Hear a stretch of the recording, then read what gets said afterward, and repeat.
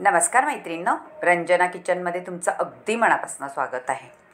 आज आपल्याला बनवायची आहे चणा डाळीपासून रेसिपी। चणा डाळीची रेसिपी अगदी सोपी आणि भन्नाट रेसिपी आहे। ही रेसिपी साऊथ इंडियन आहे, कारण त्या लोकांना चणा डाळ ह्या रेसिपीमध्ये खूप आवडते आणि आपण वेगळ्या पद्धतीत करतो, पण आपल्याला बनवायचं आहे साऊथ इंडियन पद्धतीत। त्यासाठी काय लागणार आहे, 1 वाटी चणा डाळ घेतलेली आहे। ती छान स्वच्छ धुवून आता मी कुकरला शिजवून घेणार आहे। कुकरला जास्त शिजवायची नाही, गाळ होस तोपर्यंत असं मीडियमच शिजवायचे आपल्याला, म्हणजे ते थोडेसे दाणे राहिले पाहिजे। अशी चण्याची डाळ पूर्ण गळाली नाही पाहिजे।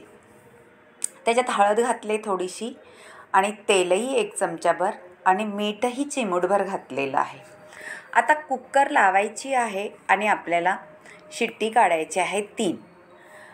भांडं घेतलेलं आहे, त्याच्यामध्ये 1 चमचा साखर घातलेली आहे आणि चिमूटभर मीठ घातलेलं आहे आणि दूध घातलेलं आहे मी आपलं अर्धा पेला। ते छान हलवून घ्यायचं आहे। असं साखर थोडी विरघळून घ्यायची आपल्याला। आता आपण त्याच्यात घालणार आहोत 2 वाट्या गव्हाचं पीठ। हेल्दी रेसिपी आहे, एवढ्या 2 वाट्या आहेत तेवढे पुरेसे आहे। 1 वाटी चणा डाळीला 2 वाटी पिठाच्या गव्हाचं पीठ एकदम परफेक्ट मेजरमेंट आहे। आता त्याच्यात वरून मी थोडंसं 1 चमचाभर तेल घातलेलं आहे आणि व्यवस्थित सगळं तेल किंवा आपलं दूध हे सगळं लावून घेतलेलं आहे आणि आता आपल्याला थोडं थोडं पाणी करून घट्ट पीठ मळून घ्यायचं आहे। अगदी पातळ पीठ करायचं नाही, त्यामुळे आपल्याला जमेल तेवढं थोडं थोडं पीठ घेऊनच मळायचं आहे। अगदी चपातीसारखं करायचं नाही, थोडंसं आपल्याला घट्ट ठेवायचं आहे। आता मळून झालेलं आहे पीठ आणि आपण थोडंसं त्याच्यामध्ये तेल लावून ठेवायचं आहे, म्हणजे आपलं वरचं आवरण सुकणार नाही। आपल्याला 5-10 मिनटं बाजूला ठेवून द्यायचं आहे, म्हणजे आपल्या पिठामध्ये व्यवस्थित मोहन बसेल सगळं, म्हणजे आपण दूध वगैरे घातलेल्याचं। आता एक फडकं घ्यायचं आहे आणि छान झाकून ठेवायचं आहे रुमालामध्ये। आता बाजूला ठेवून देऊ आणि कुकर खोलू। पहा, आपली कुकर आता झालेली आहे आणि आपली डाळही शिजली का पाहू। डाळ शिजलेली आहे, पण अगदी जास्त शिजलेली नाही, थोडीशी शिजलेली, म्हणजे 95% शिजलेली आहे, थोडीशी निवार आहे। अशीच आपल्याला डाळ पाहिजे, नाहीतर एकदम नरम झाली का त्या रेसिपीला मजा येणार नाही। आता आपण पाणी गाळून घ्यायचं आहे आणि हे पाणी आपल्याला टाकून द्यायचं नाही। डाळीचं पाणी सगळं पाणी काढून घेतलेलं आहे गाळून। हे पाणी तुम्ही वरणाला वापरू शकता किंवा आमटी बनवली त्याच्यातही घालू शकता। आता एक पॅन ठेवायचं आहे, लोखंडी पॅन आहे पहा। त्याच्यामध्ये 2 चमचे असे तूप घातलेलं आहे आणि 3 चमचे खोबऱ्याचा कीस घातलेला आहे। मैत्रिणींनो, साऊथ इंडियन रेसिपी म्हटलं का खोबरं हे आलंच। आता हे ओलं खोबरं आहे, ते छान किसून घातलेलं आहे आणि आपल्याला थोडंसं परतून घ्यायचं आहे। थोडं परतल्यानंतर आपल्याला चणा डाळ घालून घ्यायची आहे अशी आणि परतून घ्यायची आहे। पहा मैत्रिणींनो, वेगळी रेसिपी आहे, अगदी आपण करतो त्याच्यापेक्षा खूपच वेगळी रेसिपी आहे आणि ही रेसिपी तुम्ही नैवेद्यालाही करू शकता किंवा तुम्हाला कधी असं गोड खाऊशी वाटलं तरीसुद्धा पटकन होणारी ही रेसिपी तुम्ही नक्कीच करून पहा आणि हेल्दीसुद्धा आहे रेसिपी आपल्या गव्हाच्या पिठापासून। आता आपण गूळ घ्यायचा आहे, तो मी असा ठेचून घेतलेला आहे, म्हणजे त्याच्यामुळे तो पटकन त्याच्यामध्ये घोळला जाईल चण्याच्या डाळीमध्ये। 1 वाटी गूळ, 1 वाटी चणा डाळ असं प्रमाण आहे आपलं, त्याच्यामुळे अगदी परफेक्ट प्रमाण आहे। जास्त कमी नाही काही. हेच प्रमाण ठेवलं तर तुमची रेसिपी अजिबात फसणार नाही.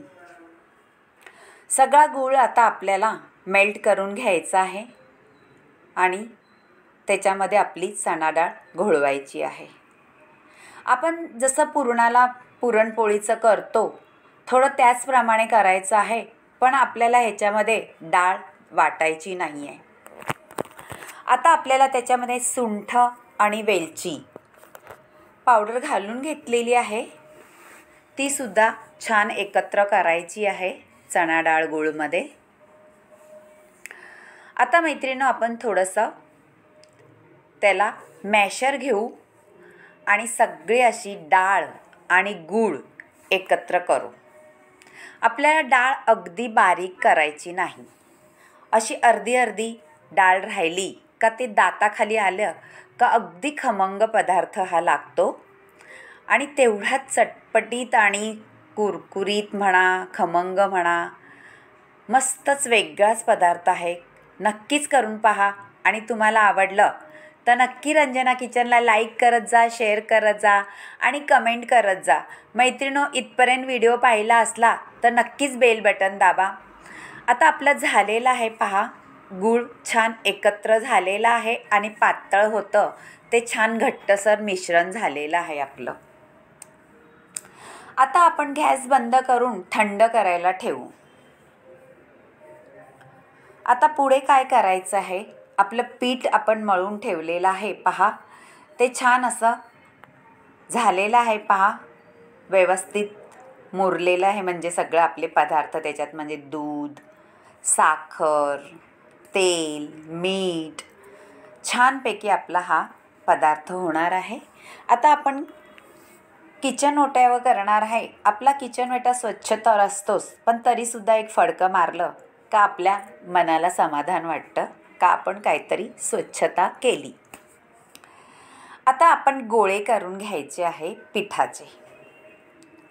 पिठाचे गोळे केल्यानंतर पहा, थोडंसं गव्हाचं पीठ वरून भुरभुरायचं आहे आणि छान आपण चपाती लाटतो तशी लाटून घ्यायची आहे. चपाती पातळ लाटतो त्याप्रमाणे लाटायचं नाही, थोडंसं मीडियम ठेवायचं आहे. जास्त पातळही नाही आणि जाडही नाही, अशी चपाती लाटून घ्यायची आहे. मैत्रिणींनो, अगदी वेगळा प्रकार आहे. तुम्ही नक्की करून पहा आणि तुम्हाला नक्कीच आवडेल. एवढी भन्नाट रेसिपी झाली होती. आमच्या मुलांनी आणि नातवंडांनी फस्त केली, त्यांना पण खूप आवडली, तर तुम्हालाही तेवढीच आवडेल ही रेसिपी. आता एक मी झाकण घेतलेलं आहे डब्याचं, त्याने आपण पुऱ्या कशा कापून घेतो तसं कापून घ्यायचं आहे. असं कापून घेतल्यानंतर आपला पदार्थ एकसारखा होतो. अजिबात मोठं लहान असं छोटं असं काही होत नाही. दिसायलाही सुंदर दिसतं ते. त्याच्यामुळे आपण झाकणाने कापून घ्यायचे आहेत. पुऱ्या आपण करतो त्या टाईपमध्ये. आता आपलं मिश्रण आहे त्या पुरीवरती आपल्याला 1 चमचा घालून घ्यायचा आहे. पहा मैत्रिणींनो, मस्तच होणार आहे आपली ही रेसिपी. आता आपण मोदक करतो त्याप्रमाणे कळ्या पाडून घ्यायच्या आहे. मोदकाला पाडतो त्याप्रमाणे आणि छान आपला मोदक तयार करून घ्यायचा आहे. दिसायलाही सुंदर, खायलाही अगदी अप्रतिम पदार्थ होतो हा मैत्रिणींनो. जर तुम्हाला खोबऱ्याचे मोदक खाऊन जर कंटाळा आला असेल तर हा मोदकसुद्धा तुम्ही पर्याय म्हणून नक्कीच करू शकता आणि वेगळ्या चवीचा हा मोदक झालेला आहे. आणि नक्की करून पहा. आणि रंजना किचनला परत एकदा सांगते, लाईक करत जा, शेअर करत जा, कमेंट करत जा, बाजूला बेल बटन आहे तीसुद्धा दाबत जा. मैत्रिणींनो, इथपर्यंत तुम्ही व्हिडिओ पाहिला तर नक्कीच मला लाईक करत जा आणि तुमचे धन्यवाद. तुम्ही माझ्या किचनला लाईक करता, शेअर करता आणि कमेंटही मला कळवता का कशी वाटते तुम्हाला रेसिपी. मैत्रिणींनो, हे आपलं घरचंच चॅनल आहे असं समजून तुम्ही मला कमेंट करत जा. जर तुम्हाला ह्याच्यात काही बदल करायचा असेल ते सुद्धा मला सांगत जा. नक्कीच बदल करून मी रेसिपी बनवत जाईल आणि तुमच्या आवडीचंही सुद्धा तुम्हाला काही माझ्याशी शेअर करायचं असलं ते सुद्धा तुम्ही शेअर करू शकता. आता आपले मोदक पहा छान तयार झालेले आहेत. मी असे 5 मोदक करून घेतलेले आहेत. बाकीचे मी नंतर करणार आहे. तुम्हाला व्हिडिओ मोठा नको व्हायला म्हणून झटपट असं सगळं दाखवत आहे. आता आपले मोदक काय करायचे पहा. आपली एक चाळण आपण उकडायची असते ती घ्यायची आहे. त्याला तेल लावायचं आहे आणि आपले मोदक ठेवून द्यायचे आहेत. अजिबात त्याला चिटकत नाही किंवा गिळगिळीत असं काहीही होत नाही. इतके छान मोदक होतात. आता पाणी ठेवलेलं आहे कढईमध्ये, त्याच्यात काठा ठेवलेला आहे आणि आपल्याला चाळण ठेवून द्यायचे वाफवायला. आपल्याला हे 15 मिनटं ठेवायचं आहे कारण आपलं गव्हाचं पीठ आहे. गव्हाच्या पिठाला थोडा वेळ लागेल शिजायला. आपण तांदळाचे उकडीचे मोदक करतो ते कसं आपण उकड घेतलेली असते त्याच्यामुळे वेळ नाही लागत. पण आपण हे गव्हाचं पीठ घेतलं त्यामुळे आपल्याला 15 मिनटं तर परफेक्ट लागणार आहे आणि छान असे आपले मोदक तयार होणार आहे. झालेले आहे आपले 15 मिनटं. पहा किती सुंदर आणि भारी असे वाटत आहेत मोदक. तुम्हीही कधीतरी करून पहा. नक्कीच आवडेल तुम्हाला असेही मोदक खायला. कारण टेस्टी तर लागतातच पण करायलाही अगदी सोपे, झटपट होणारे, काहीही वेळ न लागता आणि जिभेवर ठेवताच मस्त असा स्वाद येतो त्याचा. आणि खायचे कसे हे पण तुम्हाला सांगणार आहे. पहा त्याचा कलर इतका सुंदर आला आहे मैत्रिणींनो. तुम्ही हे मोदक तळूसुद्धा शकता. पण ज्यांना तळायचा नसेल, काही तेलकट खाण्यापासून प्रॉब्लेम असेल त्यांनी असे हे मोदक उकडून खाऊ शकता. अशी रेसिपी झालेली आहे. अगदी खमंग रेसिपी आहे. दिसायलाही एकदम भारी वाटत आहेत मोदक. खायला बी तेवढेच छान लागणार आहे. नक्कीच करून पहा मैत्रिणींनो. आमच्या घरात तर सगळ्यांना आवडले. तुम्हालाही आवडले असले तर मला नक्कीच एक कमेंट करा आणि करूनही पहा. पहा आता तुम्हाला एक मोदक मी असा तोडूनही दाखवला आहे आणि त्याच्यावरती आपल्याला घालायचं आहे साजूक तूप. मैत्रिणींनो, साजूक तूप घातल्यानंतर एकदम त्या रेसिपीला भारी चव येते. गरम गरम साजूक तूप मोदक आणि त्याच्यावर साजूक तूप, आहा हा हा, काय मेजवानी चालक. आता तुम्हाला मला सांगायचं आहे आयुर्वेदिक पंचकर्मा सेंटर, स्वास्थ्यम आयुर्वेदिक सेंटर. नक्की भेट द्या विरार वेस्टला. तुमचं समाधान आजारावरती नक्कीच होईल. आणि काही कारणामुळे तुम्हाला काही वाटत असलं तर सांगू शकता. Bye bye.